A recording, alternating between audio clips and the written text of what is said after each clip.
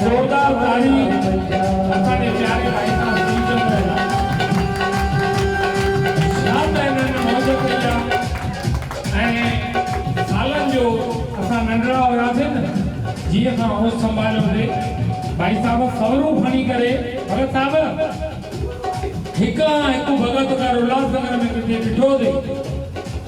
साईं कंवरराम जे दरबार में इन्हनि वटि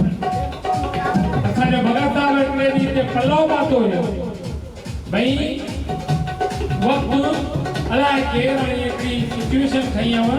जीअं श्रीचंद जी आया पर हिन प्यारे श्रीचंद पाण में वेही करे महिर उन्हनि संतनि जी कुर्ब उन्हनि जो ऐं जेका अॼु सुहिणी दरबार सजाई अथव मां सभिनी खे वेनिती कंदुमि उल्हासनगर वारनि खे न पर देश विदेश में जेके बि वेठल खे ॾिसी रहिया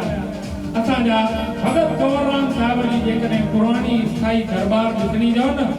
त माता रुक्मणी देवी प्रवेश द्वार जे साम्हूं बेवत चौक झूलेलाल मंदर जे विच में ज़रूरु अची दर्शन कंदो भाई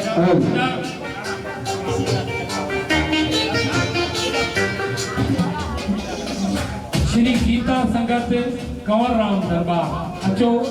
जोरदार तालियुनि सां हिननि प्यारनि जो स्वागत कयूं जेको पाण पतोड़े करे उन्हनि सत्संगनि जे उन्हनि वॾनि जी विरासत जे लाइ अॻियां जोत जॻाए रहिया आहिनि मुंहिंजी त दिली तमन्ना हुई साईं जिन असां सां गॾु अञा विराजमान थियनि वेहंदे हमेशह वेहंदा बि पर हाणे किथे चैनल में को सदो थियो आहे त हुते बि मूं ॾियणु ज़रूरी आहे साईं भली कंदो माता रानी महिर कंदो भाई दीपक लाल हकी गाल कोई 8 9 7 रातियूं कंवरराम जो मेलो लॻंदो ये हकी गाल न पुछो असां नंढड़ा हूंदासीं भगत घनश्याम सां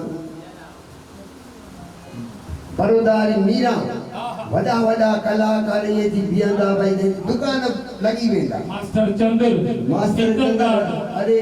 वॾा कलाकार जी बि शेवाऊं करे विया ऐं वरी जेॾी महिल हिननि वेठो आहे साम्हूं भाई साहब जन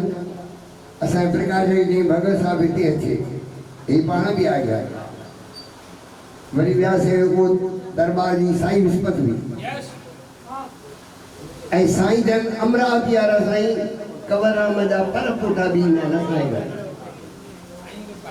ऐं अॼु बि मां दिलि चवंदुमि जे साईं राजेश लाल ईंदा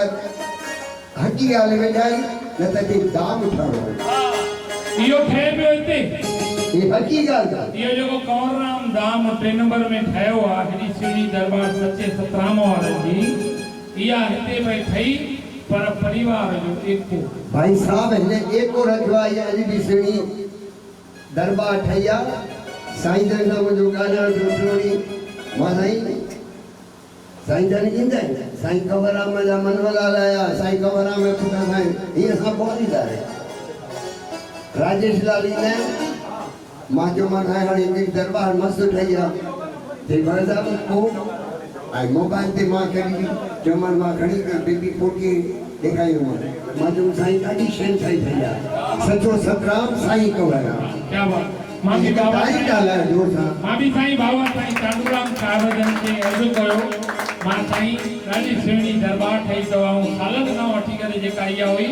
भगत कंवरराम जी शहंशाही 20 फुट मूर्त जेका ॾिसंदा आहिनि मां बाबा जन खे पाण इहा ॻाल्हि कई मर्यादा पुरुषोत्तम लखनऊ वारा साईं मुंहिंजा साईं चांडूराम साहिब ॾाढो हृदय जो ख़ुशि थिया आसीद कयूं और मर्द थींदी अवल कंहिं साईं मोहनलाल साईं हरिदास जॾहिं बि अचणु थियो ज़रूरु वठी ईंदासीं न मां वठी ईंदुमि साईं जन जी साईं न बाबा